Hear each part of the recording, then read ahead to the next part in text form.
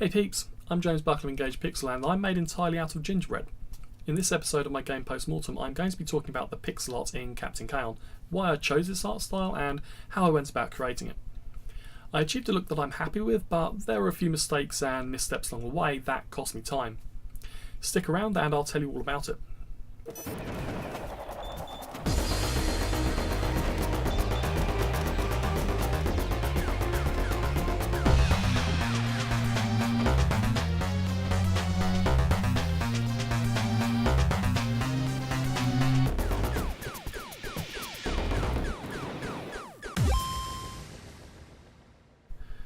Pixel art is how games used to be made before we had powerful computers and fancy software. Back in those days, you had smaller displays and less memory. This meant you had a limited number of pixels to play with and a limited palette of colours too. You also didn't have the fancy software we have today, so you had to paint each pixel into place manually.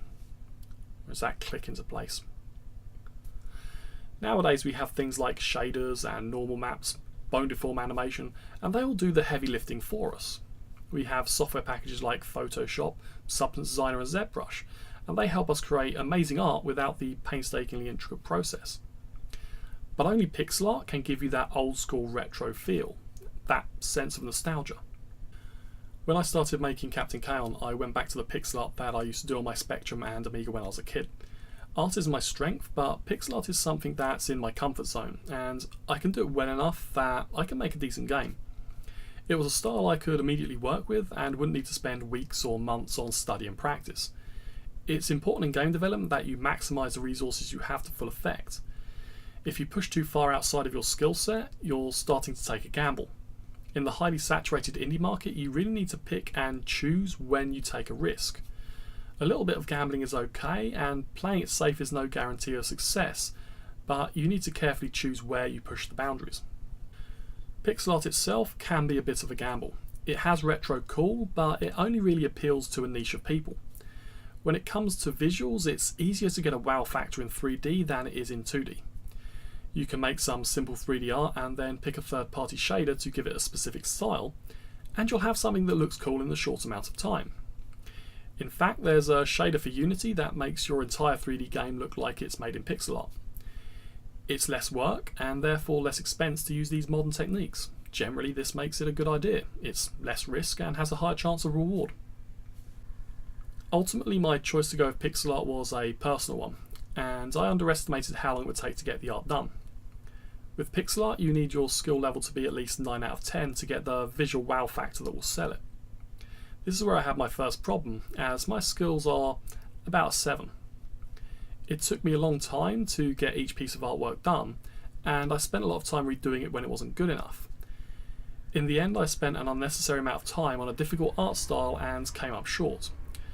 Whilst I achieved the overall Amiga style I was looking for, it wasn't wow enough to stand out and sell. During development, I had an idea to crank the style up a notch in an attempt to achieve a bit of a wow factor. I added some basic lighting effects to make things pop. The game went from being bright and vibrant to a little bit more moody. In some ways it looked really cool, but in others it lost that Amiga style I was looking for. In the end I dropped it because it just didn't work outside of the test level. The frame rate would go through the floor and the game became unplayable. However, I was recently thinking about this lighting effect again and I realised where I went wrong. Or rather, I've learnt a bit more about GameMaker and I now have an idea to make it more efficient.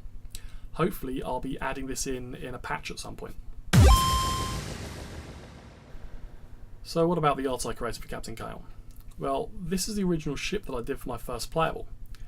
It follows directly on from the thrust design, which was a triangle. It's just shaded and has a few extra bits for character.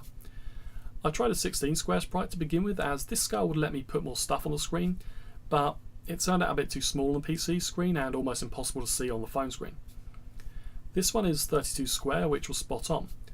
However, whilst this is fine for my first playable, it looks a bit crap, and I needed something better for my main release, so I began to iterate through different designs. As I was playtesting the first playable level, I had an idea. The game was viewed side on, so I needed a sprite that reflected this. The sprite I had looked at the ship from above, which is more suited to a top-down game. I did this test sprite, which turned as it was rotated. but I had trouble getting the diagonals to look right, and it just didn't fit with the tilt and thrust gameplay mechanic when it was in the game. It just looked weird, so I binned it. Unfortunately, having spotted the problem and failed with my first solution, I then reverted back to following the thrust template, which was a mistake.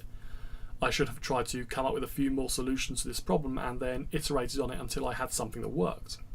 This was the next sprite I drew, which didn't look very cool, so I changed it to this, which looks much better. For a long way through development, this was the only ship that I had, but it was a right shape and had a bit of character, so it was fine. Eventually, I had to start thinking about other ships. At the time, I had been planning on a mobile release, so I was looking to create lots of unlockable content. I made 11 different gunships, and then each gunship came in 3 different types. For each type, there were 3 different skins. This was 99 different sprites. It was insane, and most of them ended up looking pretty generic. There's only so many cool original ideas the human mind is capable of coming up with in a short amount of time and a limited amount of pixels. When I binned the idea of a mobile version, I also threw out most of these sprites. I picked out 8 that I really liked, and I got rid of the rest.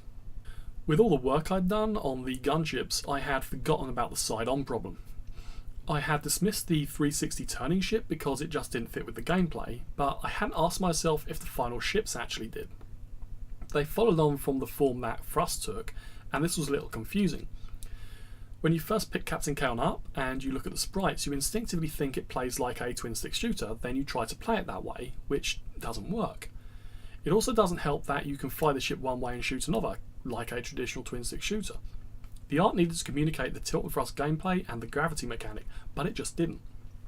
Unfortunately, I was so busy with the rest of the game that I completely missed this until after release. Whoops. The game still works and it's still fun to play, but it could be a lot better. I have since gone back and made a new set of sprites that look like this. The main body of the gunship now has its rotation fixed and it's always upright. The engines are then attached to a pivoting platform which you tilt to move the craft. With this design, the gameplay is clear and it does a much better job of giving the player the feel of floating the ship around the level, even though all that's changed is the art and everything under the hood is the same. This new gunship is part of a bunch of changes I'm rolling out in the 1.1 patch. The levels are constructed of 1 to 8 square tiles. Here's the tile set for the first playable level set on Earth. I haven't actually looked at this tile set in a couple of years, but it looks a bit better than I remember it. In making the first tile set, I was not only able to figure out my art style and the process I would use to create it, but establish what tile shapes I would need to build my levels. This tile set of 16 has 3 different types of terrain, dirt and 2 colours of rock. It can transition between each vertically but not horizontally. This limits the level to having clear layers, which didn't look good enough when the level was built. I figured out that I needed to use this pattern to ensure that I had all the pieces I would need to create different shapes in the terrain.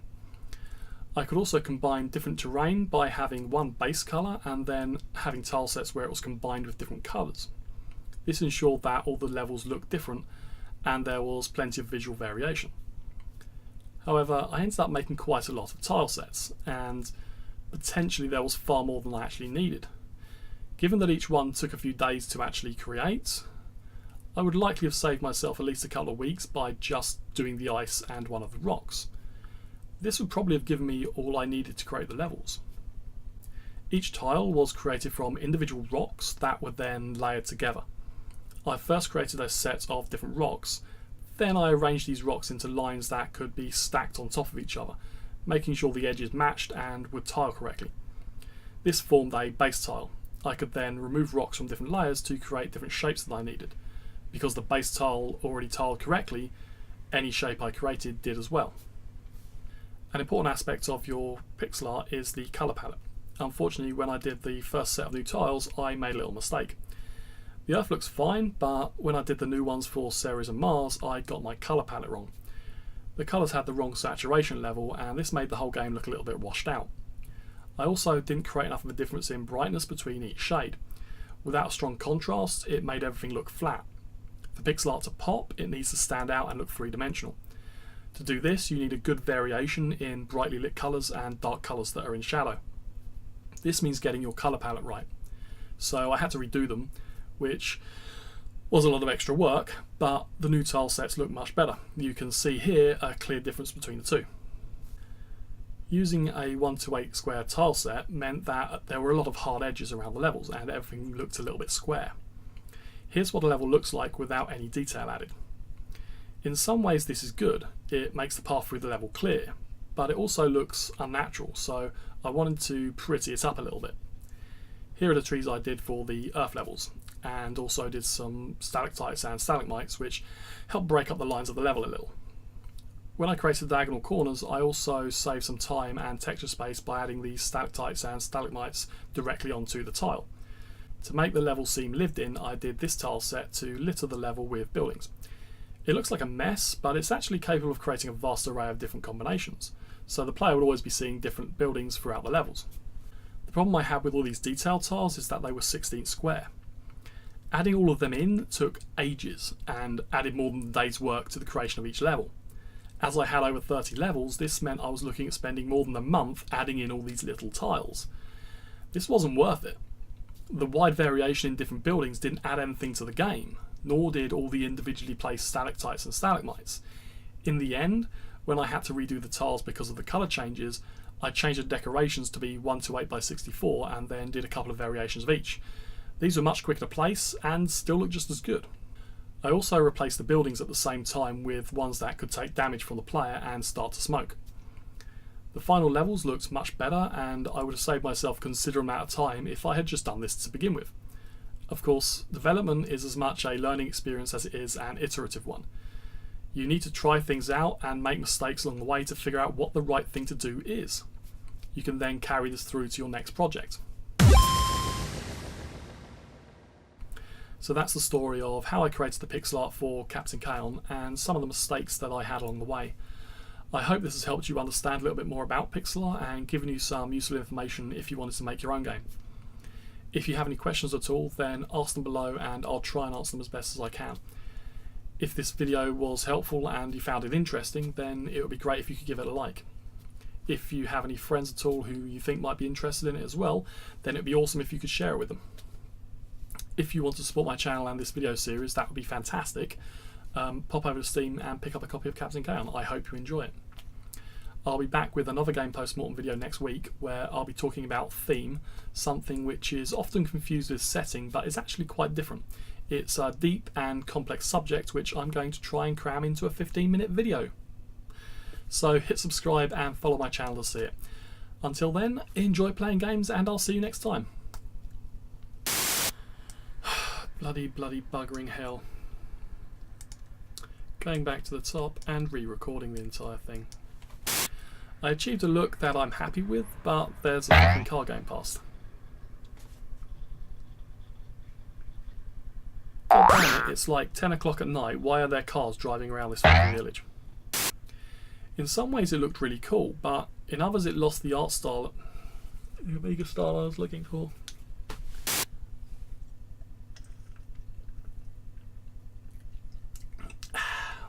Here's the tile set from the first playable level.